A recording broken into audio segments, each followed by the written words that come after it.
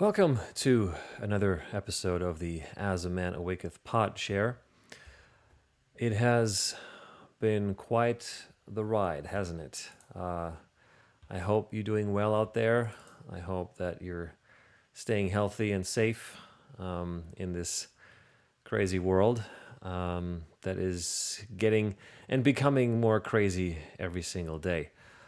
Well, as usual, I have nothing really planned to speak about. I just trust my heart and allow whatever wants to come through to come through. Well, I just came back from another medicine journey, and this one has been probably one of the most profound journeys so far that I've ever undertaken. In a nutshell, basically, it allowed me to push love. And by love, I don't mean the romantic kind of mainstream love that we're being fed or have been fed and continue to be fed every single day through movies and media and news even sometimes, but is the kind of love that is eternal. I've spoken about infinite love on my last episode, and this particular journey allowed, or I allowed love rather, to push into not all, but into the pain areas specifically that I've been holding around my father. And, I'm really, I can say, I am really lucky to have had a great childhood. Now, my parents didn't get along most of the time, unfortunately, and my dad was traveling a lot, and he had another family too from a previous marriage. So he's splitting his time between our two families back and forth. So, what I grew up with as a child was really uncertainty as it came to fatherhood, because I never really felt or understood where he was. And so that created a lot of insecurity in me in regards to him and where his love stands in regards to me. And there were other things as well, like around my birth. He didn't really want to have another child, so he had two children before me. And so I came into this world with this notion of not really being wanted by him. Now, my mom loved me, of course, but then, of course, he wanted me and he embraced me as his child. But he was one of those dads that didn't really know how to express love. And I've spoken to so many people, not just on this healing journey, but just in general. All throughout my life, there seems to be a repeating pattern of dads not being able to express love properly, fully to their children. And, for me, it expressed itself in performance based attention seeking. So I became the performer. I became the jokester. I would play tricks and I was super active. And in my mind, I was thinking, well, maybe if I'm just loud enough, maybe if I'm active enough, maybe if I perform enough, then he will give me love and attention. Now, as you probably know, that didn't pan out so well. Not because he didn't want to pay attention to me, but he just didn't know how to be fully present. He had a lot going on. He was a businessman. He was running a pretty large business, and of course, splitting his time between two families, supporting two families. That was a lot on his plate. Now, he also came from a rather unfortunate circumstance. Not that he grew up in, a dysfunctional family, but when he was 6 years old, his dad, my grandfather, was murdered basically. So imagine that kind of impact on a 6-year-old boy to lose his dad suddenly and violently. without notice, without without being able to say goodbye, without sense making. It was basically a a bandit, a criminal that just came through town, and my grandpa was in the way, and so he was shot. And of course, the whole family suffered greatly from that, and of course, the children suffered greatly from it. So, as I've been talking about this on several episodes, if you've been following, the way by which we create our own sense and perception of reality is primarily shaped in the first 6 years when we are children, because we are being shown, again, before the sixth or seventh year, the conscious mind isn't there. So there's no filter. There is no active thinking about and interpretation about reality. So we have our mother and we have our father, and these two are the archetypes, the templates, the impressions that directly fold into and program into our subconscious mind. What is a man? What is a father? What is a woman? What is a mother? What is love? What is relationship? Right? How do we treat each other? What is love between two people? What is love inside a family? How does it express itself? And everything, right? So the impression from our mother and from our father, and how they interact with reality, how they make decisions, not just between each other, but each individually. How do they make decisions about their own life? All of that gets imprinted and programmed into us directly without any kind of filter whatsoever. We accept it as truth and agree to it and accept it and embody it, and that becomes our operating system. It becomes a mesh between our mother and our father's operating system that then we basically get without our choice. And then, as our conscious mind starts to develop, 6, 7 years old. Now, of course, at that time, you go into first grade. If you're not homeschooled, I went into public school, into elementary school. And so then layer on top of the programming that you've already gotten from birth and to 6 years old. Now you're getting the programming from public school on top of that, and you have the authority figure, and you need to ask permission to do anything, really, even if you need to go to the bathroom, honoring your natural bodily biological functions. So you're learning to outsource your own internal authority and your sovereignty to an external system. And of course, the education system, even in Germany, where I'm from, is very similar to the one that we have in the USA, in that it's based on memorization, not on individual fostering of the unique talents and gifts of the child.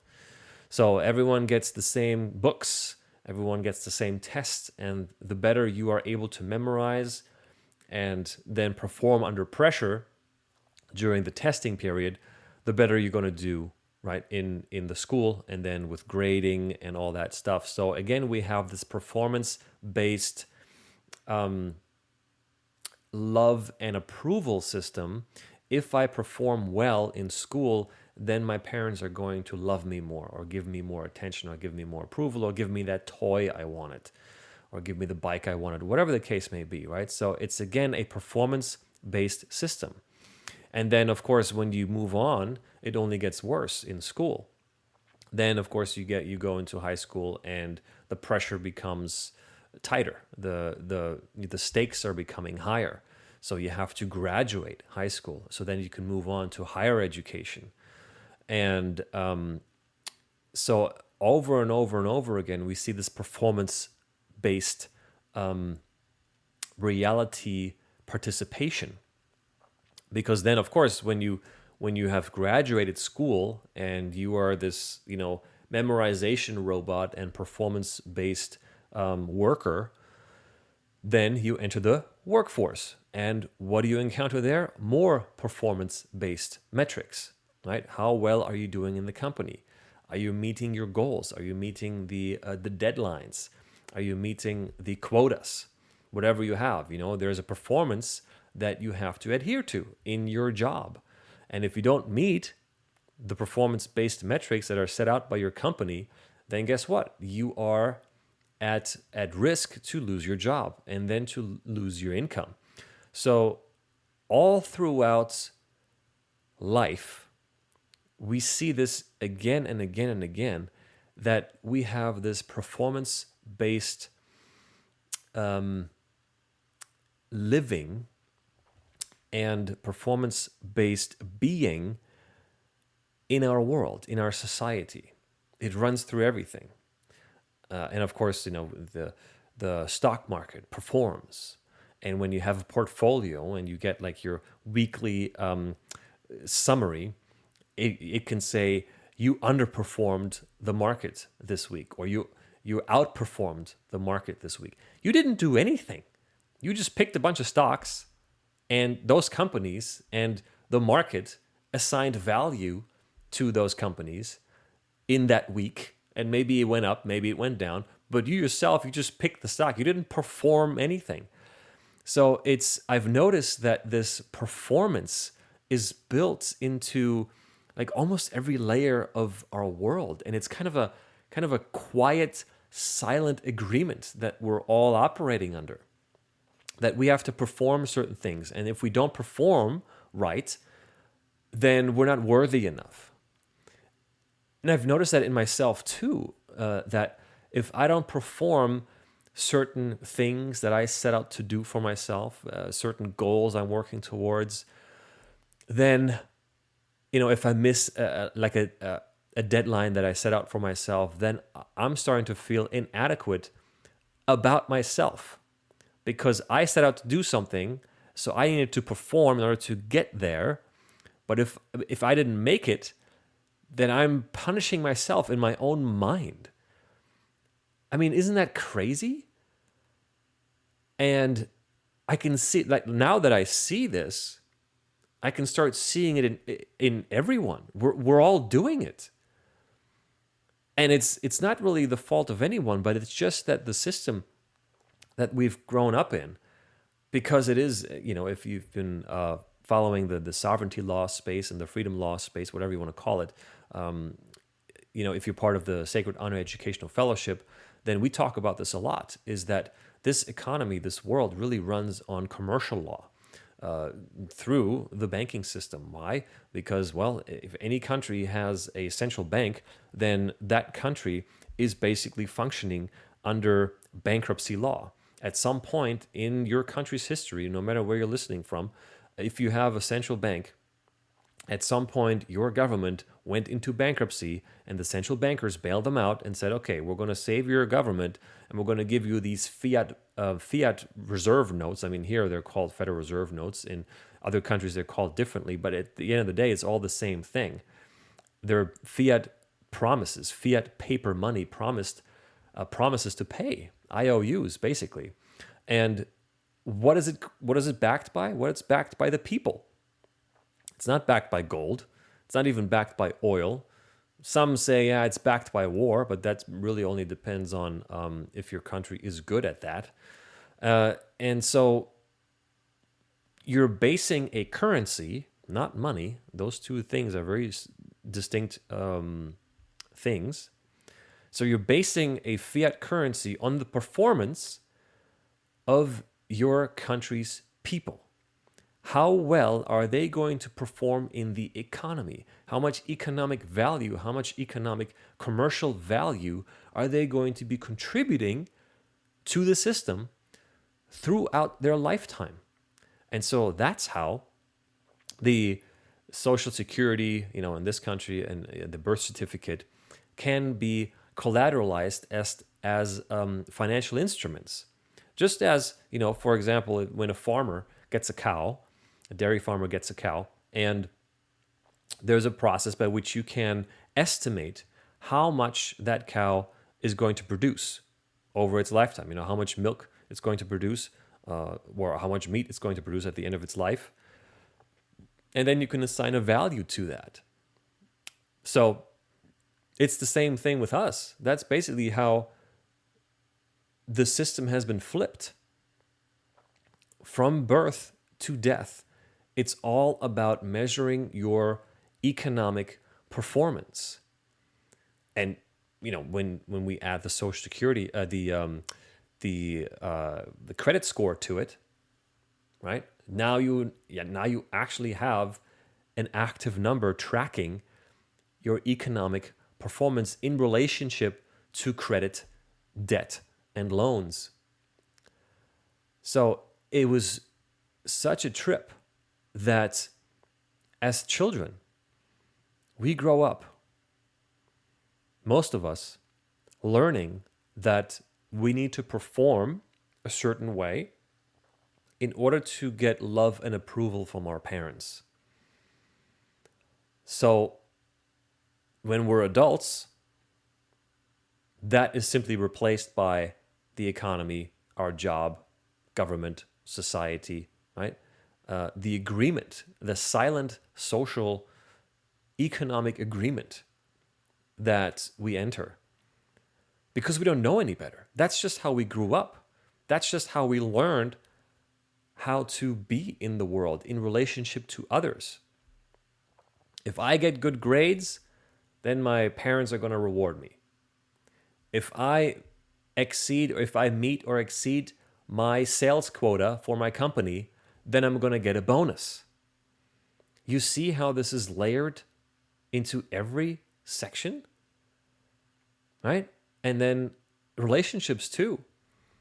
There's performance-based relationships. If you have a friend or a partner, right, and there's maybe a sticking point that you don't like about her, let's say, okay, and you tell her over and over again, like, I don't like when you do this, but she keeps doing it. So then you start to get frustrated because your love, your relationship now is based on her performance. And if she doesn't perform according to your specifications, now your relationship, your emotions are in jeopardy. You're basically creating a mathematical equation in your head that if she doesn't do this, then I'm going to love her less. There is no heart in this equation, right? And now, first of all, if you are in such a conditional relationship, then you probably should reconsider the relationship to begin with, because that's not real love. And so let's talk about love, right? So again, we have been taught that love is conditional. It's based on a checklist. If my partner has these and these and these and these qualities, then I'm going to love them, more or less, right? Or when you're single and you're looking for a partner, you have this checklist in your mind that says, okay, my partner has to have this and this and this and this, and then I'm going to even consider going out with that person, with that man or woman. So again, it's performance-based love. And I don't know how this was introduced, but again, this seems to be a subconscious, silent contract instilled and programmed into us since birth, that if we don't perform well, we're not going to do well in the world, in the physical world, with anything, relationships, money, jobs, career, you name it, right? So that was a big aha, a major aha moment that I'm still grappling with and that I'm still processing. And some of the stuff I'm even starting to process as I'm speaking right now, which is kind of weird. But now what's the solution then? How do we get out of this hamster wheel of performance-based life? How do we get off this train that we've been put on against our will? Now, of course, this is of no fault to our parents, because they grew up in the same system and they had to basically do the same thing to get where they are.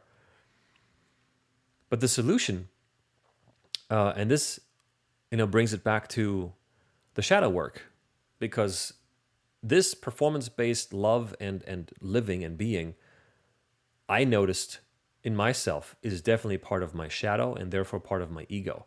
So I have, like I said, during this past journey, plant medicine journey, I have I undid a lot of that. In fact, it was so big. I don't fully understand the gravity of it yet. It just felt like the twin towers coming down inside of my psyche. That kind of earth-shattering revelation. What's what it felt like. So the solution then is, okay, if I'm stuck in performance-based living and being and relationship building and decision making, that is all part of the brain, right? It's all a mental calculation and perception of reality. So if I'm stuck in my head with this performance-based whatever, then the only way to break out of that is to go back into the heart.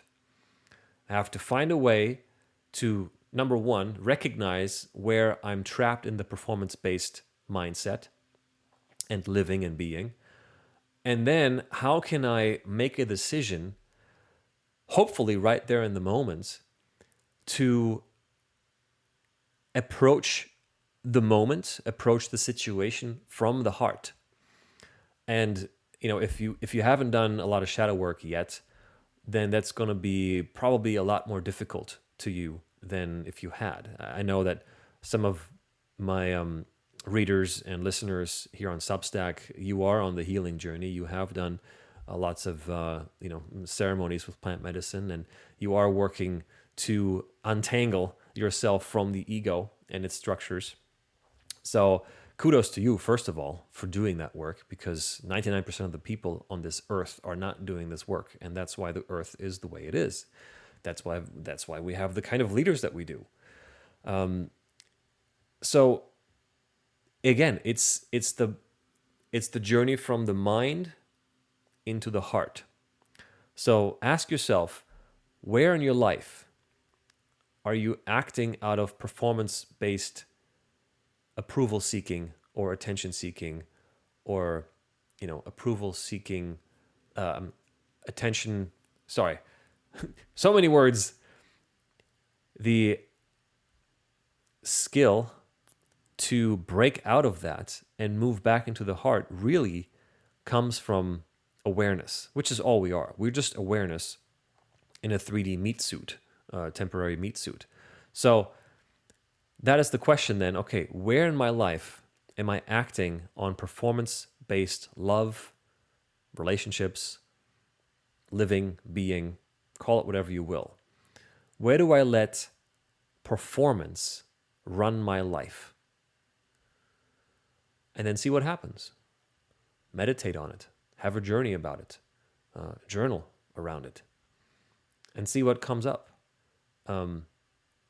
Ideally, you can do this in real time by observing yourself. I'll talk about the observing self in another episode, because it's a kind of a bigger topic. But for now, just as a nutshell, there's these third-person video games where the camera is behind the character, right? So think of it that you can actually observe yourself from behind.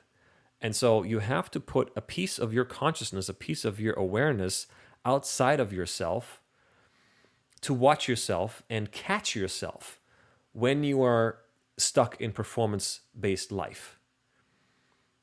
And that should ring a few bells and raise a few flags when you find yourself in those moments. So anyway, thank you so much for listening. And I want to give a big shout out to all of my subscribers. I love every single one of you. Thank you so much for being on this journey with me. Thank you so much for listening, for reading. I see you, I hear you. I would love to hear more of you. Like, what kind of topics do you want me to talk about? What do you want to hear from me? I'm going to be really expanding this pod share. I'm going to invite other guests soon, including my wife. So she's a bit on the fence about it, but I plan on doing an interview. At least it's going to be a recurring. I already set in my mind this is going to be a recurring interview with you. because her life has been absolutely fascinating. She should write an autobiography, but we'll get to that when we have her on the pod share. So anyway, let me know in the comments, please, or in DMs or whatever, however you prefer, in the notes, how you would like to explore As a Man Awaketh into different topics. What do you want me to talk about, and what do you want more of? What do you want less of? I will work on another episode soon where I get more into the lawful remedy stuff. I know that's always popular. So anyway, thank you so much for being here. Thank you so much for listening, and I'll see you on the next episode.